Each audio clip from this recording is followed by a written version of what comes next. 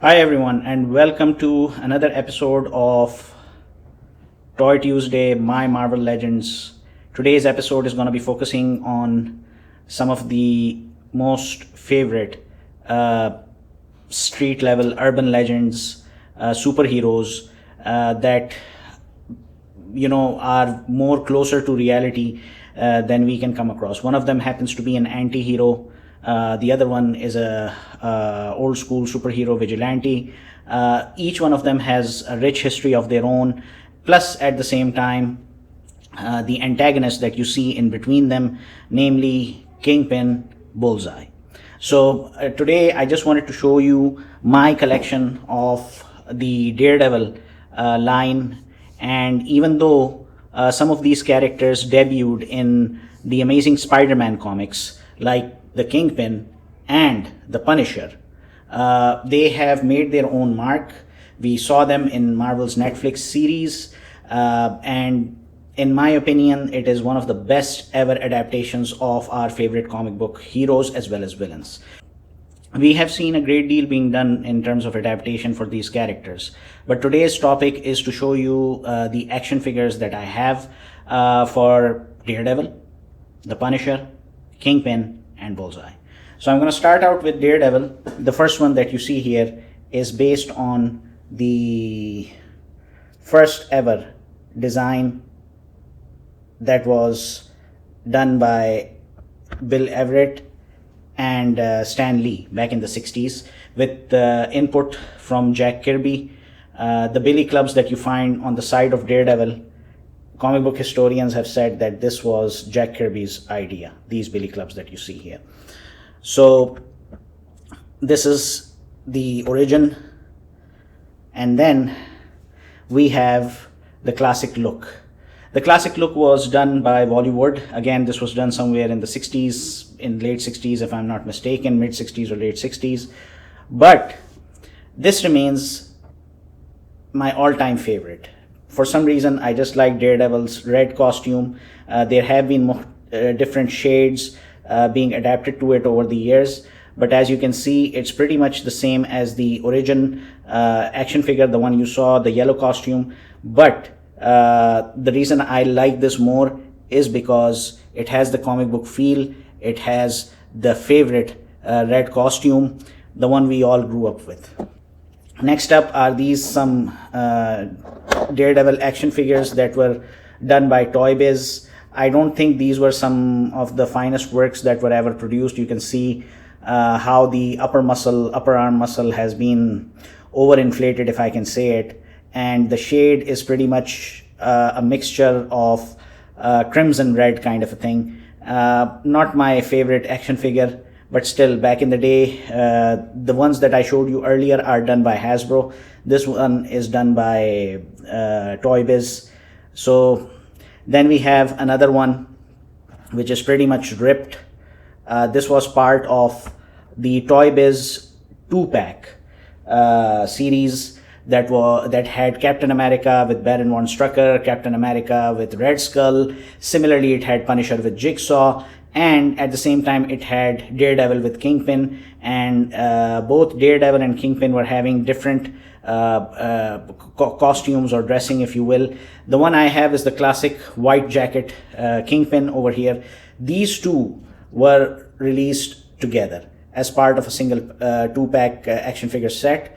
So this Daredevil also is not my favorite, even though it's red costume, because it's just too ripped, looks a bit unrealistic. I mean, it's not in line with what Toy Biz has done earlier.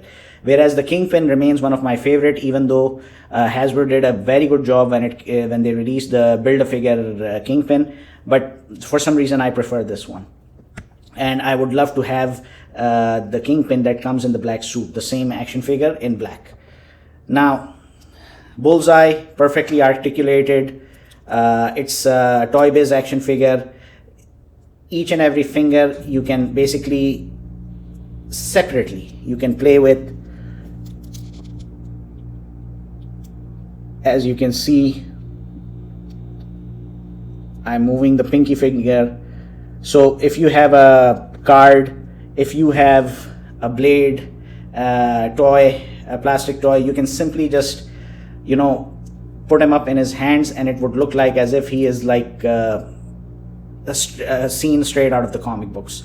So this is Bullseye, and this is one of my favorites. It had a variant which had a bit of a grin type face. I have the first edition of it, but this is like the action figure that one of the reason I fell in love with the Toy Biz series is because this, whenever I look at this Bullseye, it seems like the character has just come straight out of the panels that are being worked on by Frank Miller and Klaus Janson. This is what it is. I mean, it's like the Marvel Universe stepping into your fourth dimension. Next, 2 action figures of the Punisher I have. There are more in fact. One from Toy Biz and the other one being from the Hasbro line, especially the one that they have done for the Jim Lee Punisher. That is a figure I really want to have because it's just amazing. But this one is my favorite. This is the action figure of the Punisher that made its appearance in Spider-Man titles in the 70s. The first appearance one had black shoes instead of white ones, but in later comic books, when Punisher makes an appearance in Spider-Man before he started to have his own solo series, this was it. And for that nostalgic reason, this action figure remains to be my favorite. It comes with 2 very well made guns. It's a military grade weapon that they have recreated, and the other one being the all-time favorite AK-47, which you can see here. It's beautifully made. Then this other action figure that I have is called, I call it the ugliest Punisher action figure ever made. Even though the articulation of the body, the costume, and it comes with a trench coat, similar to what we saw in comics that were done by Chuck Dixon, it comes with a proper RPG along with it. But if you look at the face, my God, I mean, okay, Frank Castle may be having a bad day, but man, this is downright ugly.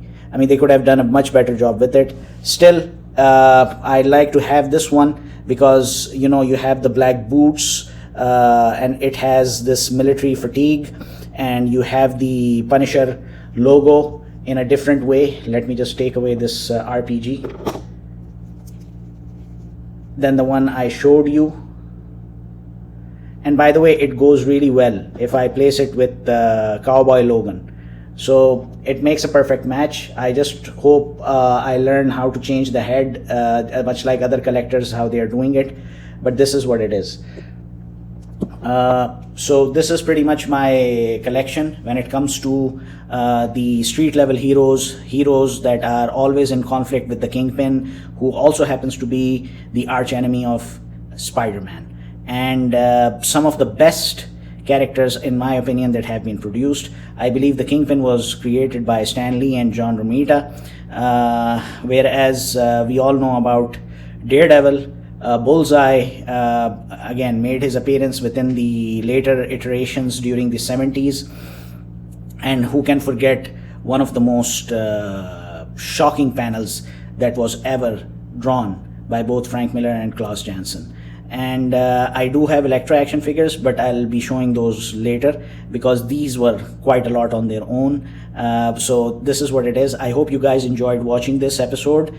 Stay tuned for next week when I will show you some of my other Marvel Legends action figures. Thank you very much for watching.